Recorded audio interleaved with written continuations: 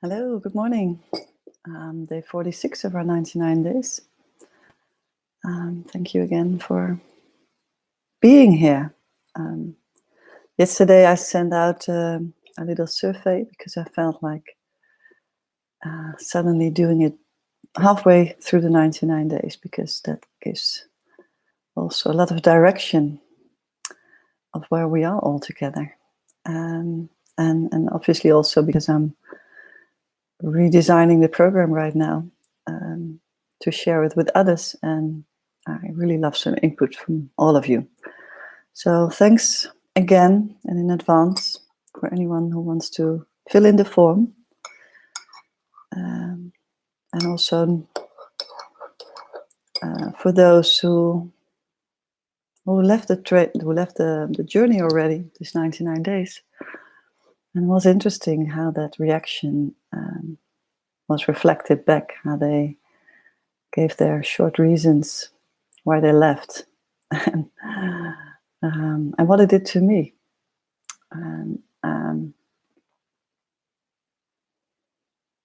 There's always this first reaction within me that kind of wants to defend myself.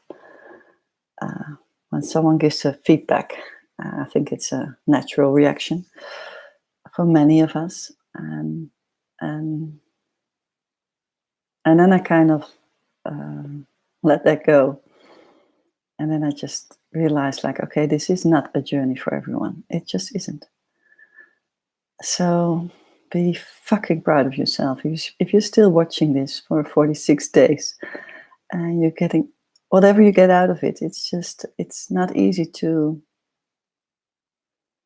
look at life so differently as we're doing in these days, and especially if you're completely new to it.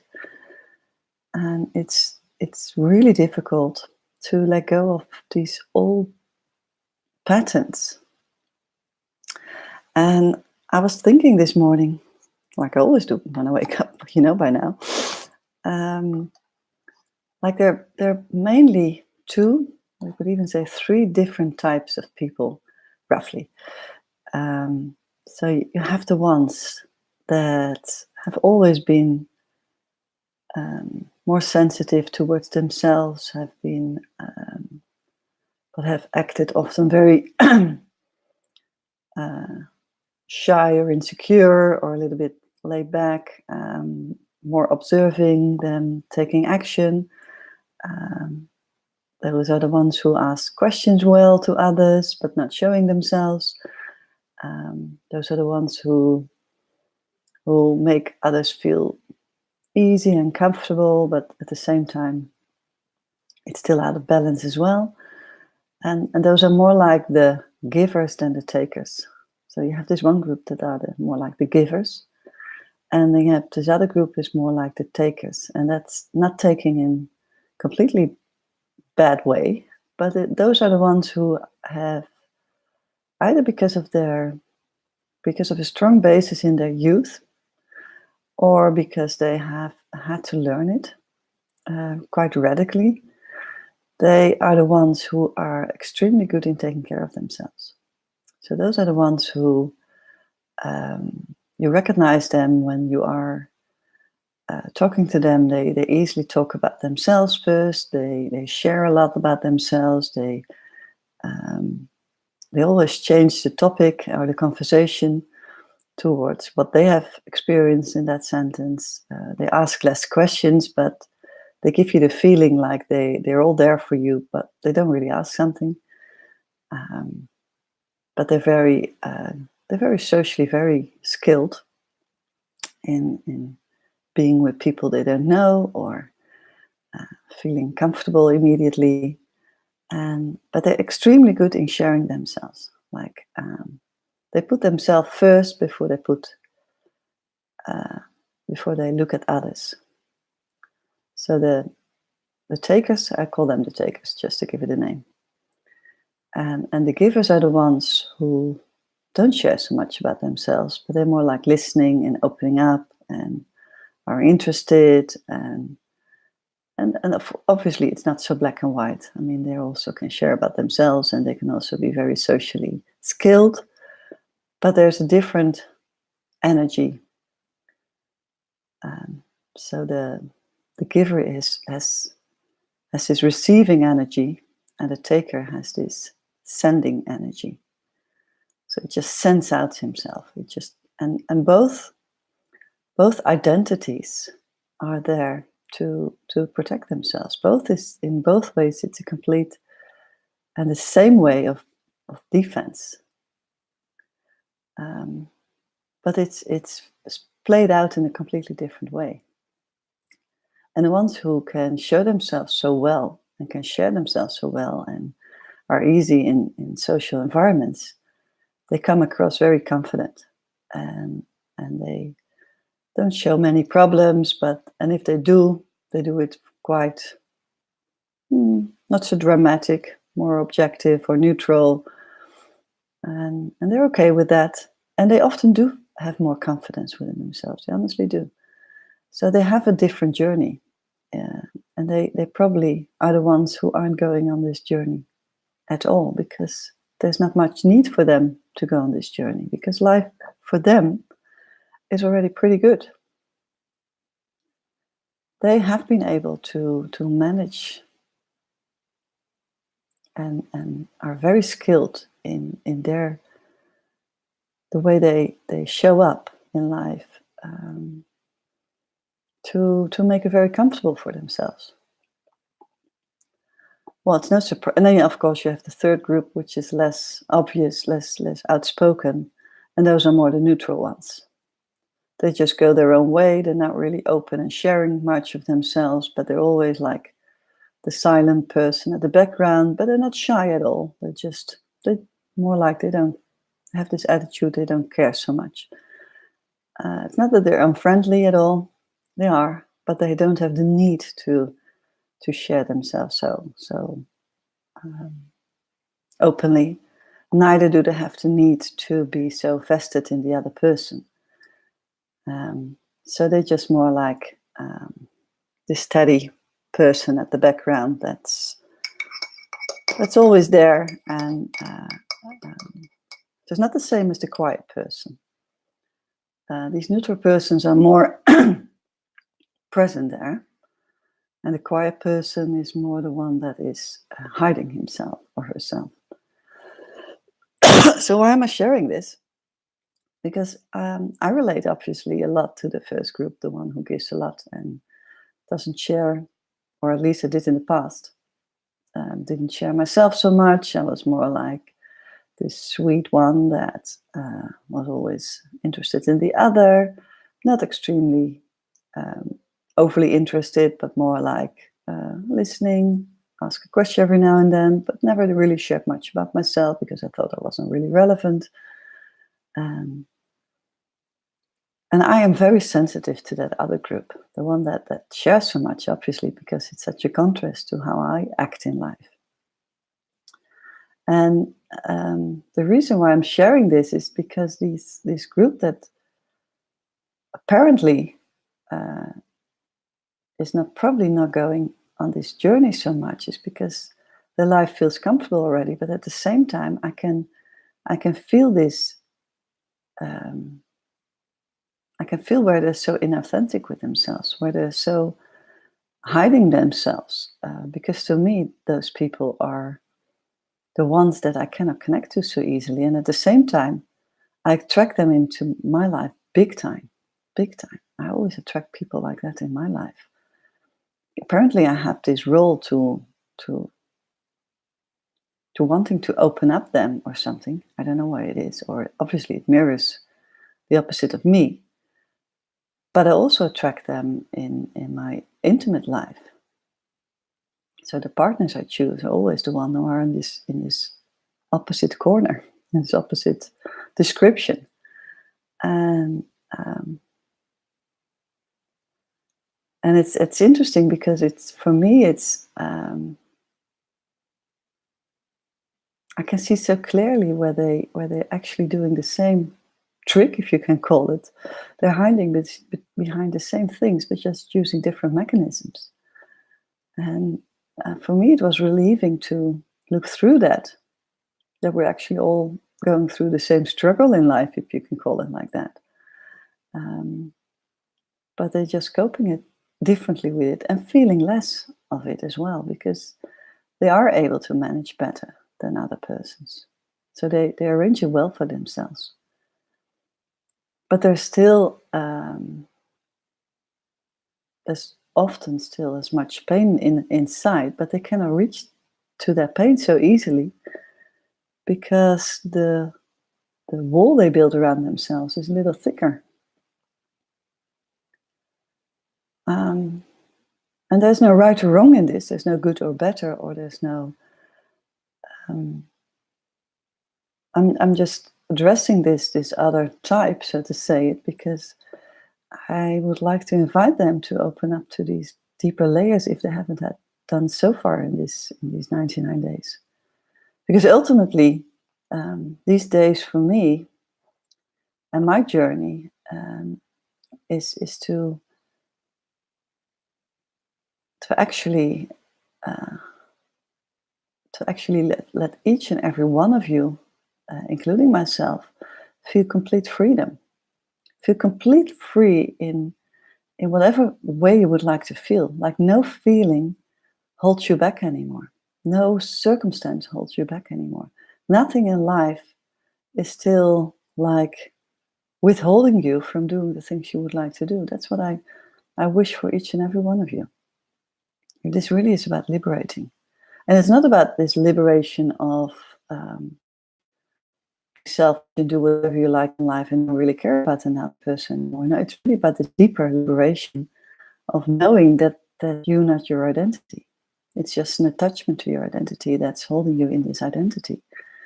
And you are the deeper layer under that.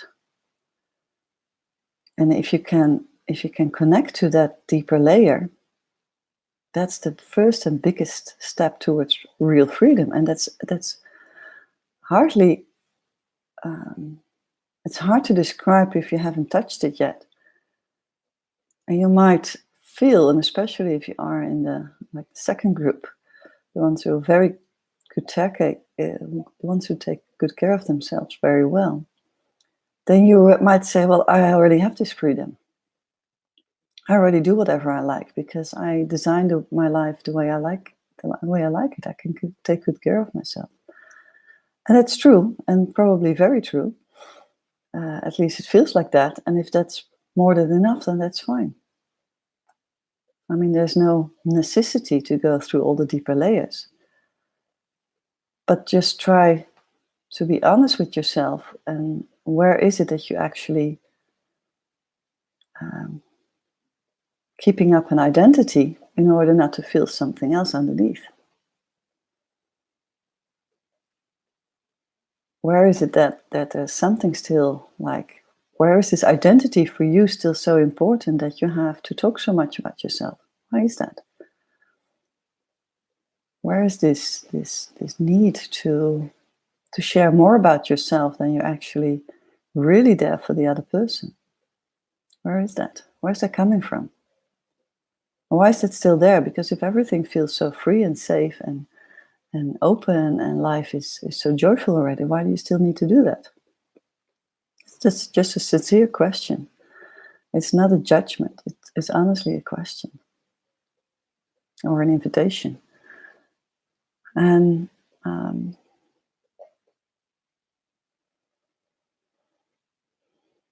this identity, and I've discussed this topic in one of the first weeks, I think. This identity is fine because we are all it. Whatever you would like me to be, I'm it. That's all fine. As long as there's no attachment to that identity.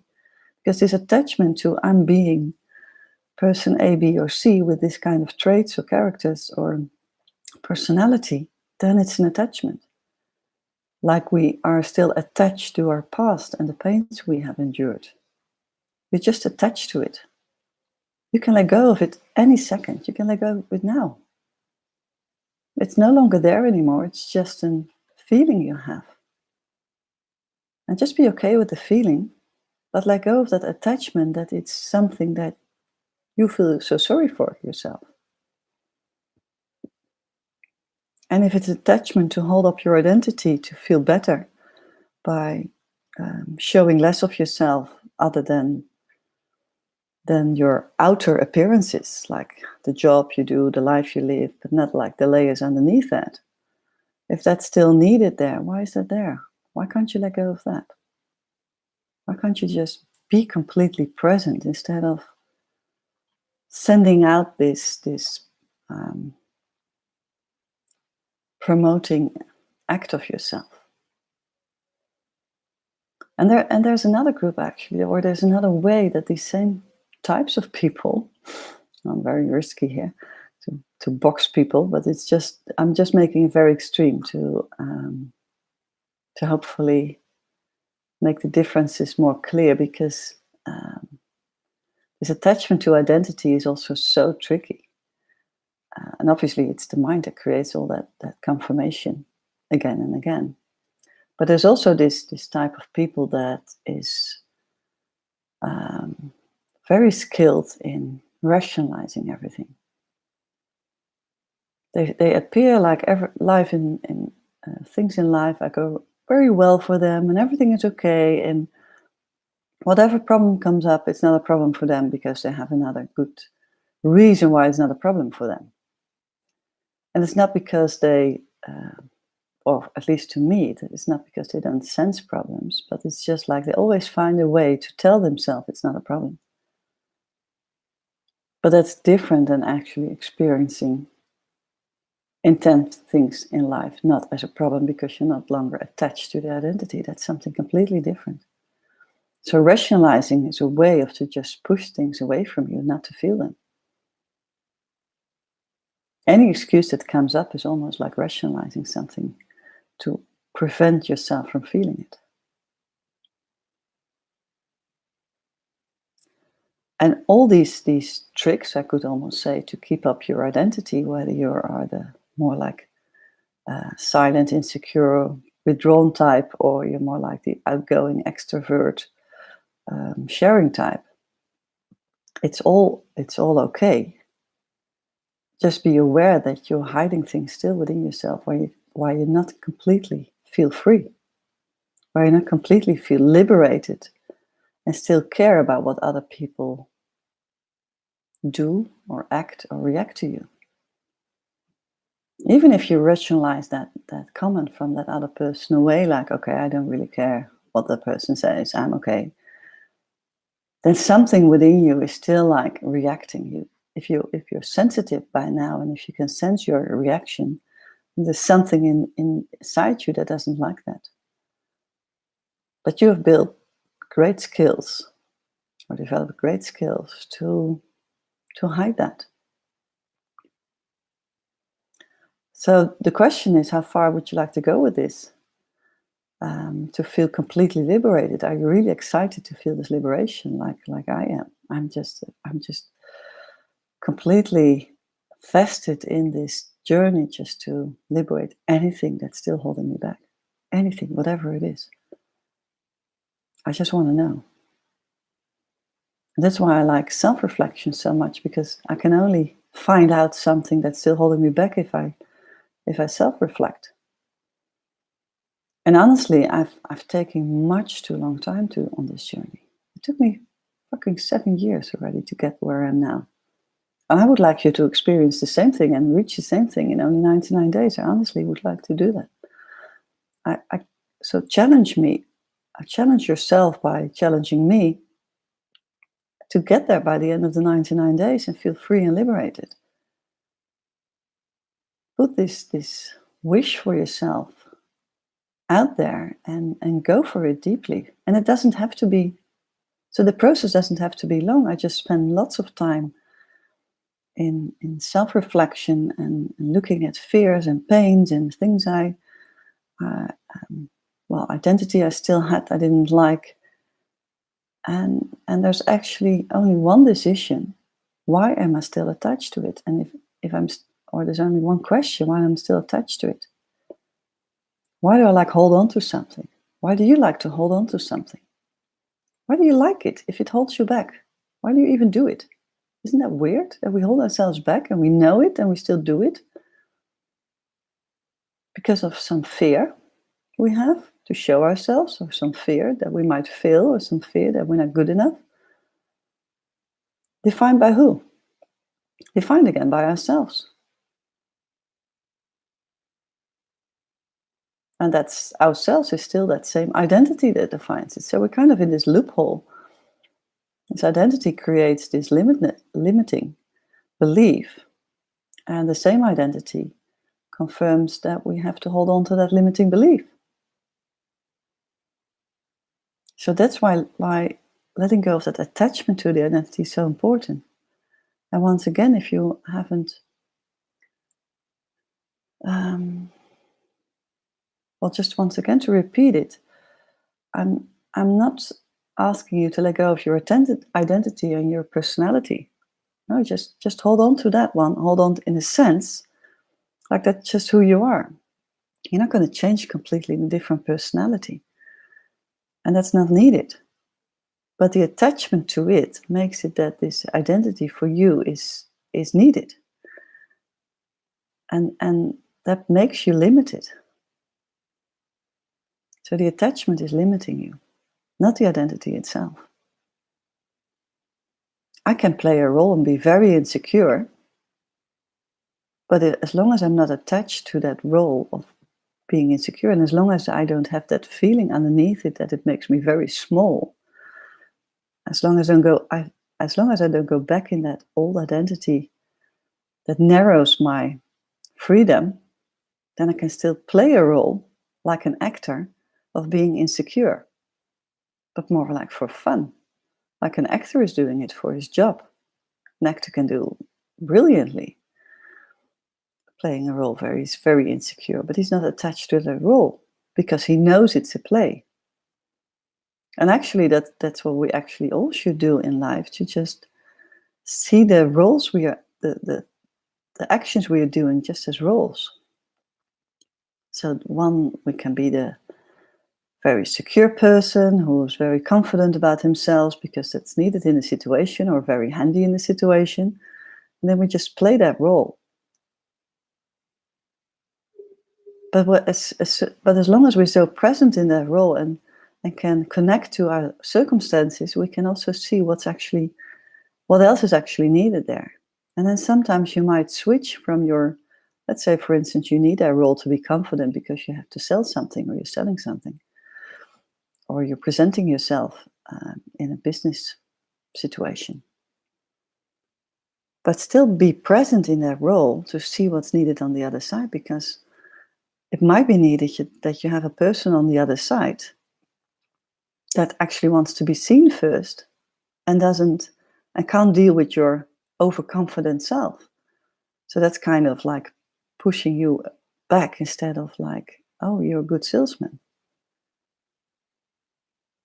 So like this example, to take this example very clearly, or to make it very clearly, if a salesman, so I'm sensitive to persons who are overconfident. Let me put it like that. So if a salesman wants to sell me something and he's this overconfident type, I'm not going to buy. I just immediately withdraw myself because I feel uncomfortable, or at least I felt. This is in the past, not so much happening anymore. But then I'm not seen as a customer. So if that person is sensitive as a salesman and I can see or can feel that I need to be seen first, he will switch his role into coming towards me and asking me questions, or be interested in what I want. And then I feel seen, and then I can open up to that sales process, and then I can buy something. So we can play different roles without any attachment to those roles. But we must be able to be very flexible in those roles, to switch. And even if we're caught up in our attachment to that role, we can't switch anymore. Like I had shared with you last week or the week before, that I was so caught up in the old pattern of my family. And I couldn't get myself out of that role so easily. And I even let myself hurt again by that old pain, which was so silly. And this morning, I just laughed at myself. Oh my God, I'm still just... And I know I did it last week as well, but I still could see that this deeper layer within me is still attached to that old little me. And that's still withholding myself to feel free. And it's not when you feel free that you don't feel anything anymore. On the contrary, you feel everything. But you decide where you take it personal. And even with everything that's happening in the world, you decide where you take it personal. You decide where you want to be vested in that situation or in the problem or in that. But from an get vested into something from something you want to improve. Don't get vested in something to become a victim. So we won't help each other like that. And you don't help the other person if you are stuck in your identity that keeps you small. You don't help the person you're with or the partner you're with if you keep yourself small, because you simply cannot be there for the other person then anymore. Because you need to be seen first, or you need to be heard first, or you need to be loved first, or you need to matter first, whatever your theme is. And it's just an attachment. You choose every single second. You choose how to feel. You feel it all. Don't worry about that. Or do worry about it, because you will feel it all.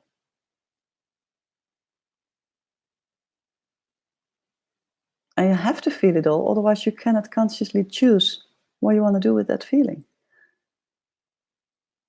That's why this opening up to your senses is so important, because you really have to feel it all. You have to feel it all.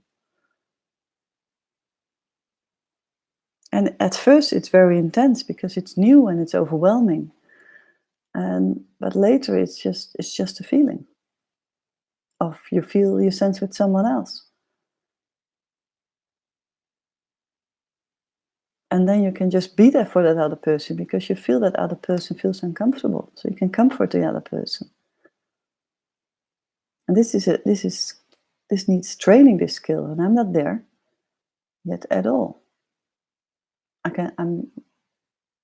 think that I'm mostly there, that I'm just sensing now, observing, and I can, well, let's say 50% of the time react in a good way, and 50% of the time I'm still like caught up in sensing so much that I'm not so sure how to react still.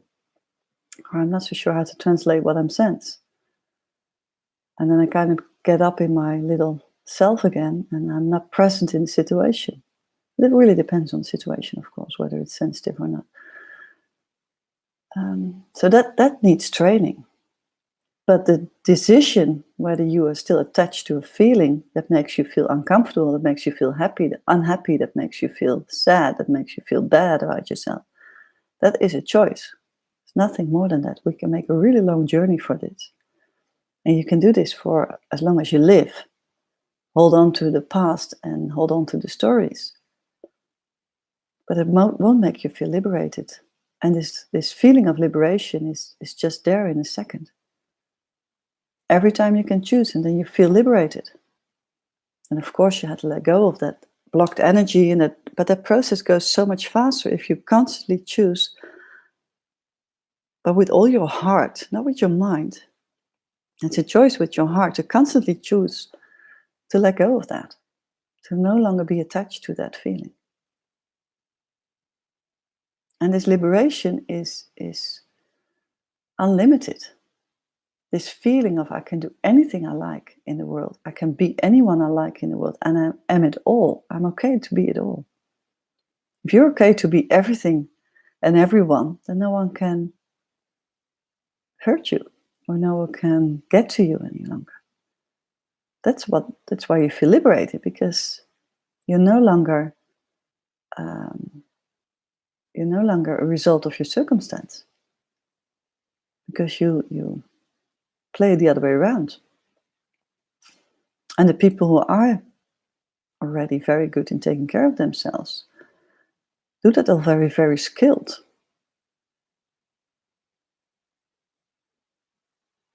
But not always seeing what the other person needs. So they're just too much caught up in themselves. or they think they even are sometimes very skilled in asking, very interested in other persons, but somehow it's not fully vested in. There's still this ego showing up so strongly. So feel for yourself what this does to you, and whether there's still roles you take on that you're so identified with, because it feels actually safe for you. Even if it's a good, positive role that has brought you many positive things in life, are you still so attached to that role that you actually need it to, in order to not to feel something else, or not to be completely liberated? Because it's quite an easy step if you just acknowledge to yourself that you're actually not just completely liberated in all ways. Then it might be a very easy step to just do that last little bit. And then you can be there for others completely, including yourself, of course. So this deeper layer within yourself, this real you, the one that never dies, that's always there, this presence, this soul, whatever you want to call it, this deeper connection within yourself that's not your identity, this deeper feeling of presence, is the one that you need to connect to. Otherwise, you always need this identity to feel safe. But you are not your identity. You're not. I'm not my identity.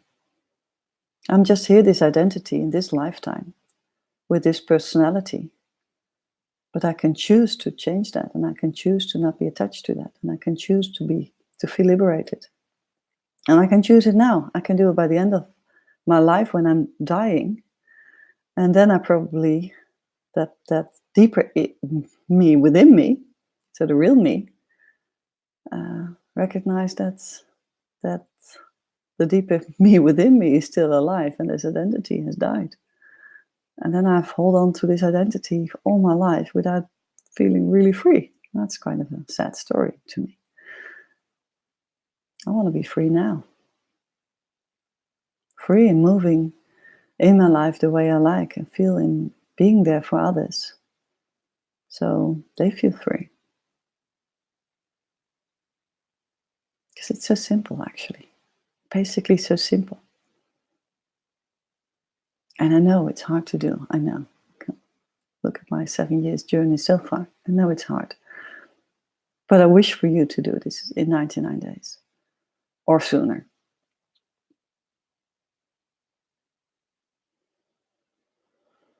Okay. This was my passionate talk of today. The real passion why I'm so vested in this role, actually. To help others in this journey. Okay. Have a nice day, and I'll see you back tomorrow. Bye.